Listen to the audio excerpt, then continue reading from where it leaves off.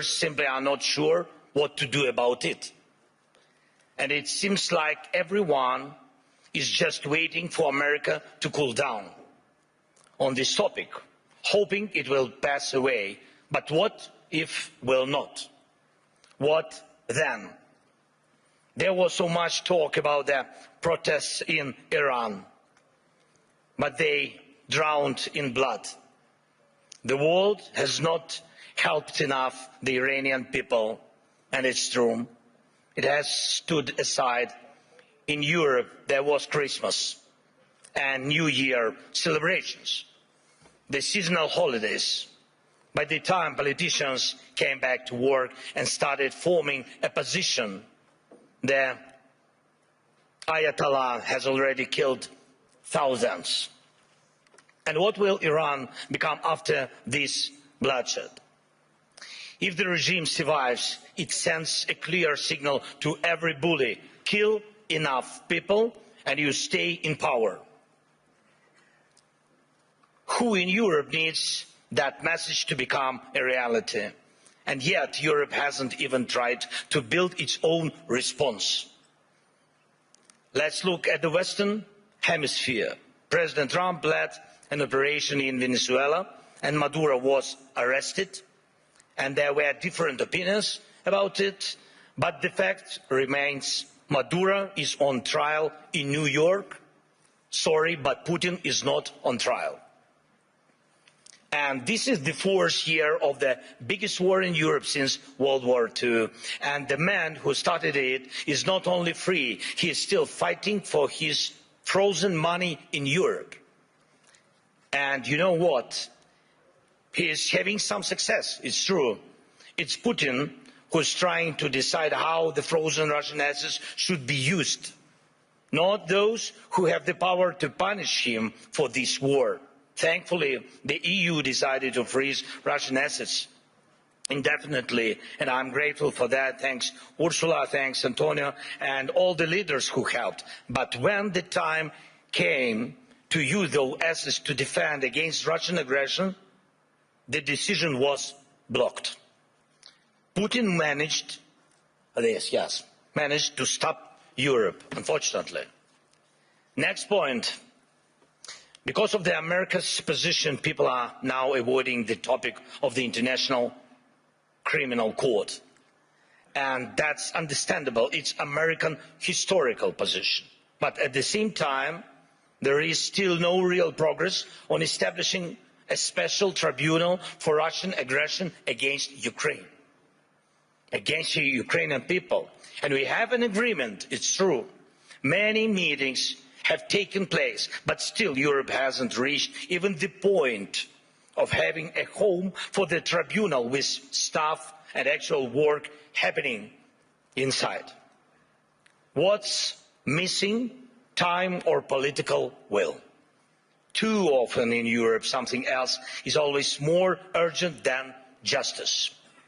Right now, we are working actively with partners on security guarantees, and I'm grateful for that, but those are for after the war ends. Once the ceasefire begins, there will be contingents and joint patrols and partner flags on Ukrainian soil. And that is a very good step and the right signal that UK and France are ready to actually commit their forces on the ground, and there is already a first agreement on that. Thank you, Keir, thanks Emmanuel, and all the leaders in our coalition. And we are doing everything to make sure that our coalition of the willing truly becomes a coalition of action. And again, everyone is very positive, but, always but the backstop of President Trump is needed. And again, no security guarantees work without the US. But what about the ceasefire itself? Who can help make it happen? Europe loves to discuss the future, but avoids taking action today, action that defines what kind of future we will have. That is the problem. Why can President Trump stop tankers from the Shadow Fleet and seize oil, but Europe doesn't? Russian oil is being transported right along European shores. That oil funds the war against Ukraine. That oil helps destabilize Europe. So Russian oil must be stopped and confiscated and sold for Europe's benefit. Why not? If Putin has no money, there is no war for Europe. If Europe has money, then it can protect its people. Right now, those tankers are making money for Putin, and that means Russia continues to push its sick agenda. Next point. I've said it before and I'll repeat it again. Europe needs united armed forces, forces that can truly defend Europe. Today, Europe relies only on the belief that if danger comes, NATO will act.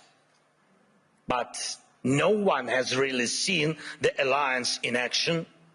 If Putin decides to take Lithuania or strike Poland, who will respond? Who will respond?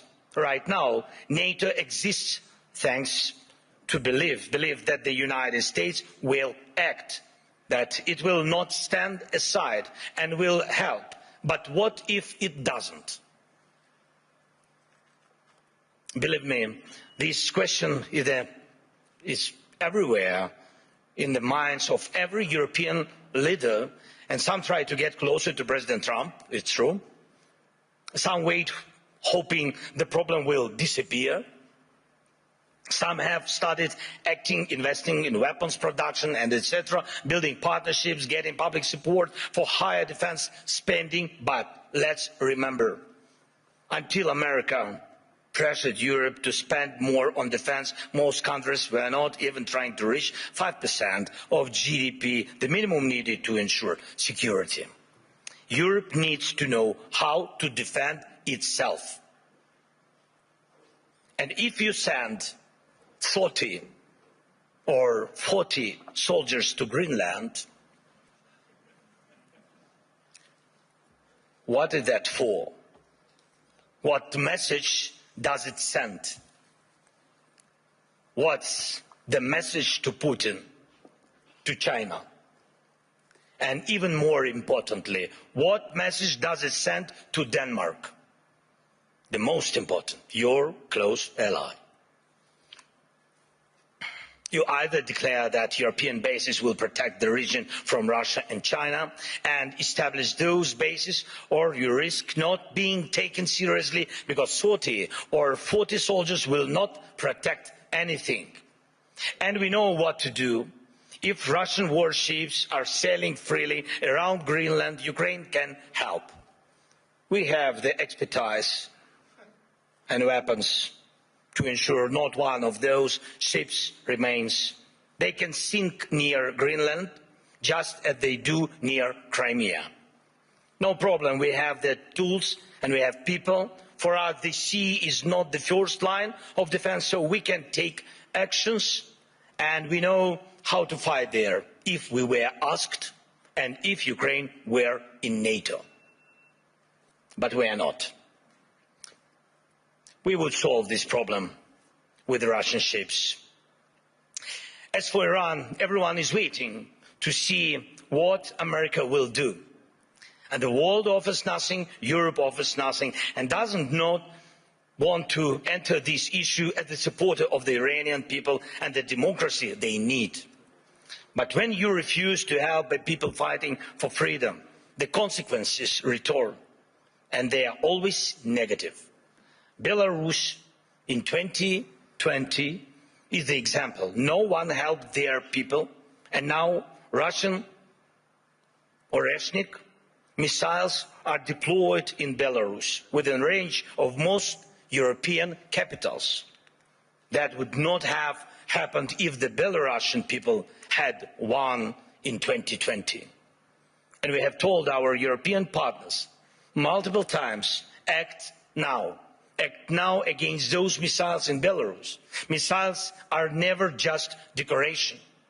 But Europe still remains in Greenland mode. Maybe someday someone will do something. The issue of Russian oil is the same. It's good that many sanctions exist. Russian oil is getting cheaper, but the flow has not stopped. And Russian companies that fund Putin's war machine are still working. And that will not change. That will not change without more sanctions. And we are grateful for all the pressure put on the aggressor. But let's be honest. Europe must do more so its sanctions block enemies as effectively as American sanctions.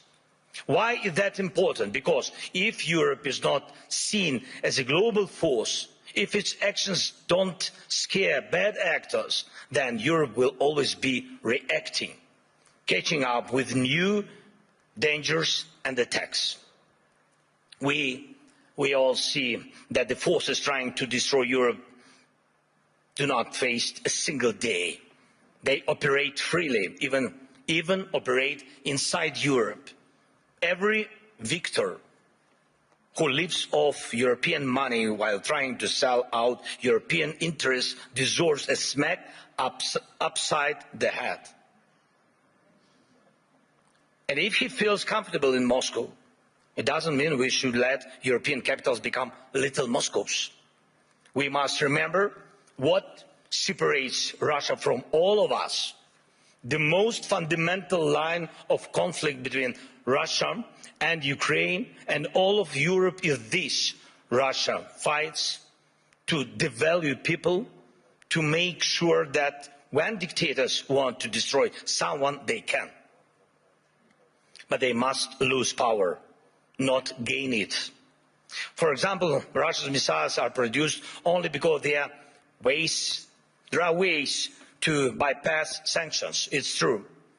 Everyone sees how Russia tries to freeze Ukrainians. Now, our people, Ukrainians to death at minus 20 degrees Celsius. But Russia couldn't build any ballistic or cruise missiles without critical components from other countries, and it's not just China. Too often people hide behind the excuse that China helps Russia. Yes, it does. But not only China. Russia gets components from companies in Europe, the United States, and Taiwan. Right now, many are investing in stability around Taiwan to avoid war. But can Taiwanese companies stop contributing electronics to Russia's war? Europe says almost nothing. America says nothing. And Putin makes missiles. And I thank every country, of course, and every company that helps Ukraine repair its energy system. This is crucial. Thank you to all who support the Pearl program, helping us buy Patriot missiles. But wouldn't it be cheaper and easier to just cut Russia off from the components it needs for missiles production? Or even destroy the factories making them? Last year, most of the time was spent talking about long-range weapons for Ukraine.